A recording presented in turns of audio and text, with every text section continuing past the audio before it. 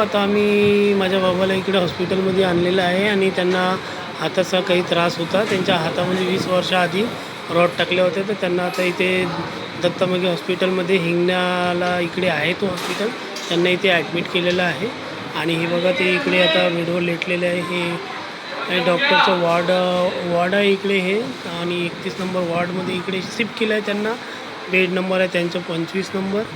इकडे आता ॲडमिट केलेलं आहे. हे बघा इकडे वॉर्ड आहे, इकडे पेशंट आहे जिकडे तिकडे आणि हे माझे बाबा आहेत इकडे. हे बघा लेटलेले आहे.